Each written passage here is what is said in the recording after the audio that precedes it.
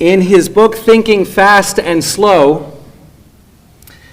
the Nobel Prize-winning economist Daniel Kahneman describes how the psychologist John Bargh and his team asked students at New York University, most aged between 18 and 22 years old, to assemble 4-word sentences from a set of 5 words. For example, they assembled from the words finds he, it, yellow instantly, there's 5 words, into a sentence such as he finds it instantly, or he finds yellow instantly. For one group of students, half of the scrambled sentences contained words associated with the elderly, such as Florida, I like that one, forgetful, bald, gray, or wrinkled. And half of the students associated words where none of the words had anything to do with that. When they had completed the task, the participants were sent out to do another experiment in an office down the hall. That short walk was what the experiment was really about. The researchers unobstructively measured the time it took people to get from one end of the corridor to the other. And as Bargh had predicted, the young people who had fashioned a sentence from words with an elderly theme walked down the hallway significantly more slowly than the others. The Florida effect involves 2 stages, that's a real thing, involves 2 stages of what they call priming. First, the set of words primes thoughts of old age, though the word old is never mentioned. Second, these thoughts prime a behavior, walking slowly, which is associated with old age. All this happens without any awareness whatsoever. When they were questioned afterward, none of the students reported noticing that the words had a common theme, and they all insisted that nothing they did after the first experiment could have been influenced by the words that they encountered. The idea of old age had not come to their conscious awareness, but their actions had changed nevertheless. This remarkable priming phenomenon, the influencing of an action by an idea, is known as the idea-motor effect. You can read more of these fascinating, if terrifying, experiments in Kahneman's book, but I share it tonight because it points to a central theme that the High Holidays comes to emphasize. The idea that you are in control of your life is an illusion. The word melech, king, is a metaphor that we will hear countless times in our liturgy over the next few days. Shacharit begins tomorrow morning with the chanting of Ha-Melech, the King. A whole section of the special Musaf Amidah on Rosh Hashanah is called Malchiot, kingship verses, almost all of which contain the word melech, emphasizing the point over and over again. But for many of us, the word king is a tired metaphor, even off-putting. Our new Machzor attempts to close, I guess it's not new anymore, but, relatively new compared to Silverman. It attempts to close the gap by translating the word as sovereign rather than king. And we can remind ourselves in the words of the Kaddish that God is Le'ela u'le'ela min kol birchata v'shirata. God is, of course, beyond any verbal praise that we can offer. But I don't think that the problem is merely one of translation.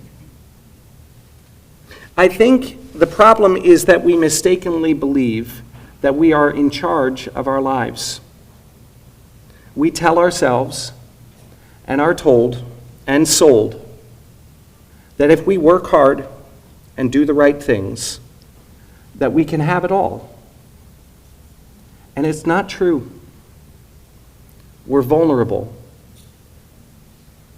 and we hate admitting it.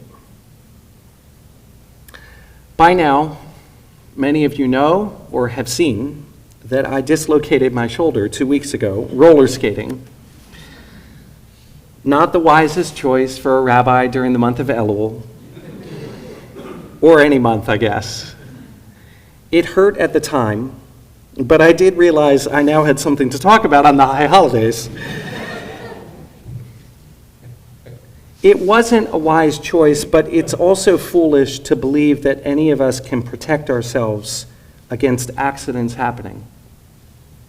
After our son Renon's bar mitzvah weekend, I got on the scale and weighed the most that I'd ever weighed and decided to turn that train around. And since then, I've been running and swimming and doing many other activities, perhaps less risky than roller skating, but ones where I certainly could have fallen and gotten hurt. As Bilbo tells his nephew in Tolkien's The Lord of the Rings, it's a dangerous business, Frodo, going out your door. You step onto the road, and if you don't keep your feet, there's no knowing where you might be swept off to. Yet, I've beaten myself up, and I've heard many times, you shouldn't have gone roller skating. I think we tell ourselves these things because it is easier and makes us feel better to believe that things happen for a reason than to be present with and embrace uncertainty. To face the basic truth that metaphor comes to teach us. We are vulnerable, and we are not king of the world. Jennifer and I drove to the rink together that night. When we got there, she went inside, and I stayed in the car talking on the phone for 15 minutes with a member of our congregation who just lost a family member to suicide after that person's many-year struggle with mental illness and depression. His relative was in his early 20s and spent too much of his too short life struggling with addiction and depression. And we talked that night about the pain and darkness and difficulty of loving someone, of wanting to help them, not knowing how, because so many things are just out of our control. I didn't have answers. It wasn't his fault. It wasn't the young man's fault. It wasn't his parents' fault. Some things just aren't someone's fault. I tried to listen. I tried to be present on the phone because I don't think that we are alone in our suffering and fragility. And I wanted him to know that not as some theological platitude, but by experiencing it through my own listening presence. That was something that I could control. Declaring God king or queen or sovereign or whatever metaphor that you want to use to represent this idea doesn't just mean that we are vulnerable to the slings and arrows of outrageous fortune, merely alone in a sea of troubles, left to our own devices in a cold, dark universe. To say the words of the liturgy as 5779 has come to an end, and 5780 stands to begin, to declare God sovereign this Rosh Hashanah is to join our hands with generations who came before us and hold firm to hope. It is to add our voices to those of our ancestors and proclaim with courage that life will win over death.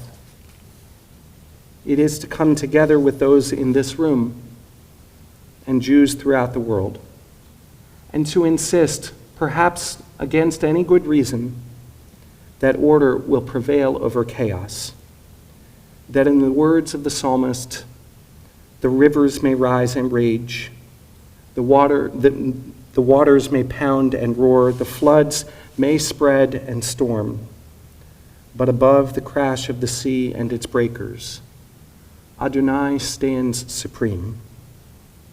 To say those words is something that we can control.